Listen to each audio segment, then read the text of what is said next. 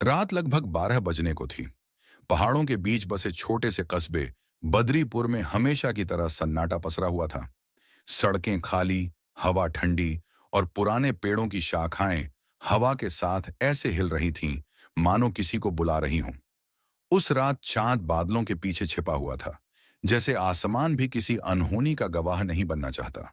कस्बे के बीचों बीच एक पुरानी टूटी हुई हवेली थी, काली कोठी।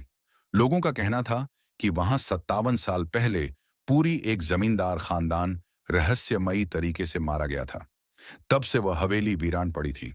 गांव वाले सूर्यास्त के बाद उस दिशा में तक नहीं देखते, लेकिन डर से बड़े हमेशा दो चीजें होती हैं, जिज्ञासा और मूर्खता।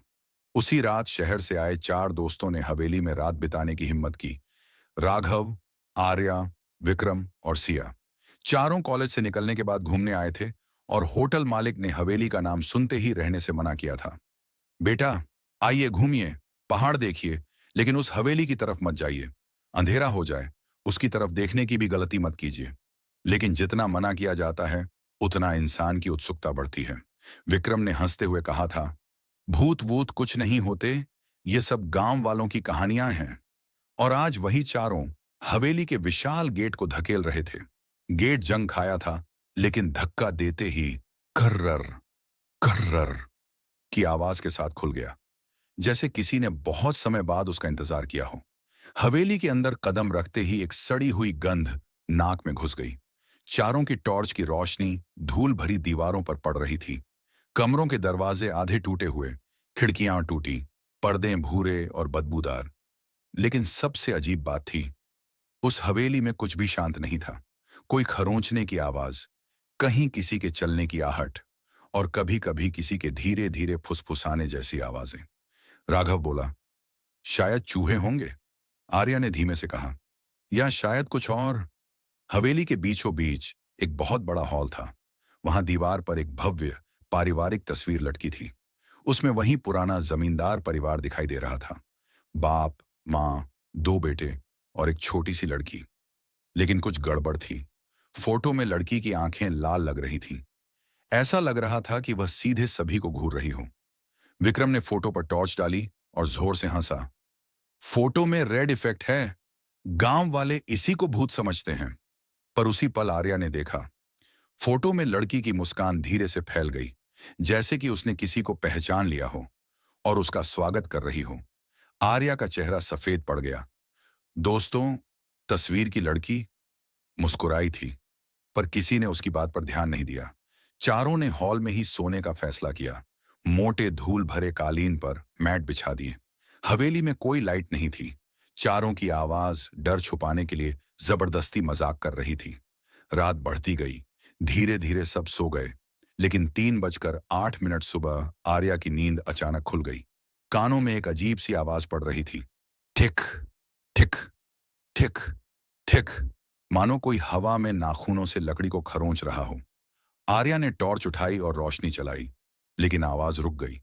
वह फिर से लेटी ही थी कि आवाज फिर शुरू हुई, और इस बार पहले से तेज। आर्या ने धीरे से राघव को जगाया, फिर दोनों ने आवाज का पीछा करना शुरू किया। आवाज उन्हें हॉल के कोने में मौजूद पुराने पियानो तक ले गई। पियानो बंद था, लेकिन उसकी चाबियां खुद ब खुद हिल रही थीं। पियानो पर किसी अदृश्य हाथ से संगीत बज रहा था, धीमा पर डरावना। राघव ने कांपती आवाज में कहा, ये ये हवा होगी, पर हवा कभी संगीत नहीं बजाती। अचानक पियानो की आखिरी कुंजी जोर से दबाई गई और पूरा संगीत रुक गया। उसके ठीक बाद एक बच्ची की हंसी पूरे हॉल में गूंज उठी। हवा ठंडी हो गई, जैसे बर्फ का टुकड़ा शरीर में उतर गया हो। आर्या कांपते हुए बोली, राघव, यहां कोई है। और अगले ही पल उनकी टॉर्च खुद ब खुद बंद हो गई। पूरा कमरा काले अंधेरे में बदल गया। अंधेरे में चारों तरफ आवाजें आने लगीं। कौन आया है? मुझे ढूंढो, मेरे साथ खेलो, मत जाओ, मत जाओ, मत जाओ। आर्या चीख उठी। राघव ने आर्या का हाथ पकड़ा, भागो, अभी। लेकिन जैसे ही वे पीछे मुड़े, वे वहीं जड़ हो गए। उनके सामने वही छोटी लड़की खड़ी थी जो तस्वीर में थी। लंबे बाल, फटी हुई पुरानी फ्रॉक, चेहरा आधा जला हुआ, आंखें पूरी लाल और होठों पर फैलती हुई खौफनाक मुस्कान। लड़की ने धीरे धीरे कहा, तुम सब तो मेरे दोस्त बनकर आए थे, इतनी जल्दी कहाँ जा रहे हो? चारों की चीख हवेली में गूंज उठी और गेट खुद ही धड़ाम से बंद हो गया। हवेली ने उन्हें अंदर कैद कर लिया था। अब निकलना उतना आसान नहीं था। काली कोठी ने अपने नए मेहमान पा लिए थे। हवेली के अंदर जैसे तूफान मच गया था। चारों की चीखों के बाद भी बाहर कोई आवाज नहीं पहुंची, जैसे हवेली की दीवारें चीखों को खुद ही निगल लेती हों। राघव, आर्या, विक्रम और सिया हॉल से बाहर भागे, लेकिन जैसे जैसे वे दौड़ते गए, रास्ते बदलते गए। हवेली जैसे जिंदा थी और खुद अपनी मर्जी से कमरों की बनावट बदल रही थी। विक्रम चिल्लाया, यह असंभव है। सुबह जब आए थे तो यहां कोई गलियारा नहीं था। सिया रोते हुए बोली, हमें बाहर जाना है, प्लीज कोई रास्ता ढूंढो। हार्टबीट तेज, सांसें भारी, चारों अंत में मुख्य दरवाजे तक पहुंचे। दरवाजा बंद था, लेकिन सिर्फ भीतर से लकड़ी की एक मोटी कुंडी लगाकर। राघव ने तेजी से कुंडी खोली और दरवाजा धक्का देकर खोलने की कोशिश की, पर दरवाजा हिला तक नहीं। विक्रम चिल्लाया, कुंडी खुली है, फिर भी क्यों नहीं खुल रहा? आर्या कांपती आवाज में बोली, जैसे किसी ने बाहर से पकड़ रखा हो। और उसी समय दरवाजे के दूसरी तरफ से खरोंचने की आवाज आने लगी। धीरे धीरे तेज होती गई, मानो कोई बाहर से दरवाजे को नाखूनों से खुरच रहा हो। टिक टिक टिक टिक। और फिर आवाज बदल गई, जैसे कोई लकड़ी के दरवाजे पर सिर पटक रहा हो। थक थक थक थक। हर चोट के साथ दरवाजा हिलता, लेकिन खुलता नहीं। सिया चीखते हुए जमीन पर बैठ गई, हमें बच कोई नहीं सकता, हमें यहां मरना पड़ेगा। राघव ने उसके कंधे पकड़े, किसी को कुछ नहीं होगा, मैं हूं ना यहां। पर जैसे ही उसने यह कहा, हवेली की लाइटें, जो पहले बंद थीं, अचानक एक झटके के साथ जल उठीं। बिजली की चमक सफेद और ठंडी थी। कुछ देर के लिए पूरे गलियारे को इतना रोशन किया कि सब कुछ साफ दिखने लगा। और रोशनी में उन्होंने देखा, गलियारे के छोर पर एक परछाई खड़ी थी। छोटी लड़की नहीं, बड़ी, कद में लंबी, चेहरे पर घूंघट जैसा काला पर्दा, बाल बिखरे और पैर उल्टी दिशा में मुड़े हुए। वह धीरे धीरे उनकी तरफ बढ़ रही थी, लेकिन उसके पैर जमीन को छू नहीं रहे थे। वह हवा में तैर रही थी। चारों ने पीछे हटना शुरू किया। दिल की धड़कन इतनी तेज कि सांस लेना भी मुश्किल। अचानक वह परछाई बोल उठी, एक आवाज जो किसी इंसान की नहीं थी, जैसे सैकड़ों गुस्से में जली आवाजें एक साथ बोल रही हों। कौन कहकर आए थे? कौन बुलाकर आए थे? कोई जवाब देने की हिम्मत नहीं हुई। परछाई फिर चीखी, क्या तुमने काली कोठी का दरवाजा खटखटाया नहीं था? और उसी पल हवेली के बड़े गेट पर लगी घंटी अपने आप जोर से बजने लगी। ठन ठन ठन ठन ठन। बिना किसी के हाथ लगाए, बिना हवा, बिना वजह, विक्रम डर के मारे कांप रहा था। दरवाजा हमने थोड़ी, ये सब खुद ही हो गया। छाया की आवाज और तेज हो गई, कोई भी बिना बुलाए इस हवेली में नहीं आता। और फिर उसने अपना हाथ उठाया। देखते ही देखते उसकी उंगलियां लंबी होती गईं, लोहे की छड़ों जैसी, तेज, धारदार। फर्श पर परछाई ऐसे खत बदाई जैसे लावा उबल रहा हो।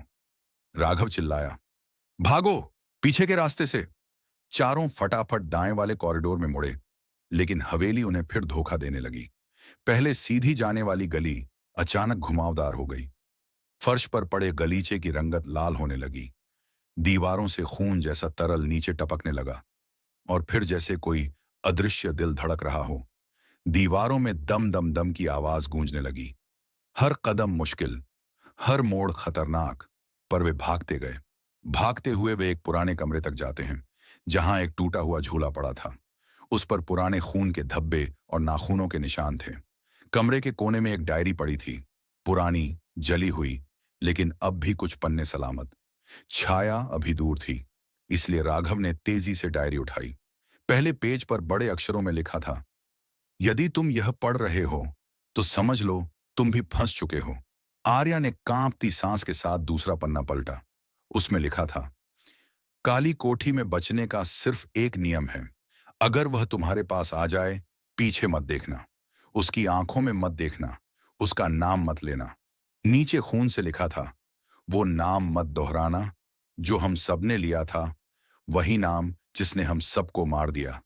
और पन्ने के अंत में एक नाम लिखा था, जो धुंधला सा लग रहा था, लेकिन फिर भी पढ़ने लायक, निर्मला। सिया के होंठ अनायास हिले। निर्म। आर्या ने उसका मुंह बंद कर दिया। चुप। नाम मत बोलो, विक्रम ने डर और गुस्से में झुंझलाते हुए कहा। नाम क्यों नहीं लेना? इससे क्या होगा?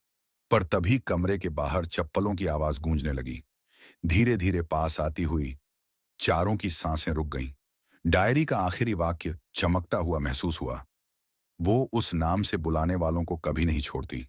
और अगले ही क्षण कमरे का दरवाजा धीरे से कर्क कर्क की आवाज के साथ खुल गया। अंधेरे के अंदर से वही परछाई दिखाई दी, लंबी, काली और जमीन से ऊपर तैरती हुई।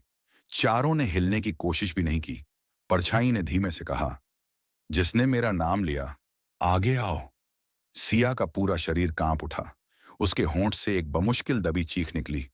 मैं मरना नहीं चाहती, आर्या रोते हुए बोली। मैं तुम्हें बचाऊंगी, कुछ नहीं होने दूंगी। पर ठीक उसी समय कमरा अचानक भूकंप की तरह हिलने लगा और दरवाजा धमाकेदार आवाज के साथ बंद हो गया। चारों अंधेरे में फंस गए। बाहर से लड़की की दबी, विकृत बच्ची जैसी आवाज सुनाई दी। खेल शुरू हो गया है। और अगले ही पल आवाज हंसी में बदल गई। ऐसी हंसी जो पागलपन, घृणा और क्रूरता से भरी थी। हवेली ने सिर्फ मेहमान नहीं पाए थे, उसने शिकार पा लिया था। कमरे में अंधेरा इतना घना था कि हाथ सामने करने पर भी दिखाई नहीं देता था। चारों की सांसें तेज, दिल धड़कने की आवाजें खुद सुनाई पड़ रही थीं। कमरा बाहर से बंद हो चुका था और वह परछाई वहीं आसपास थी। कुछ सेकंड तक सब चुप थे। फिर अचानक कमरे के कोने में रखे पुराने म्यूजिक बॉक्स ने अपने आप बजना शुरू कर दिया। धीमा, मीठा, लेकिन डरावना, जैसे कोई मृत बच्चा लोरी गा रहा हो। सिया भय से काम कर राघव से चिपक गई। हमें यहां से किसी भी तरह निकलना होगा, प्लीज। विक्रम मोबाइल की फ्लैशलाइट ऑन करने की कोशिश करता है, लेकिन बैटरी खत्म। आर्या भी कोशिश करती है, काम नहीं किया। सिर्फ राघव के फोन में 7% बैटरी बाकी थी। राघव ने टॉर्च ऑन की।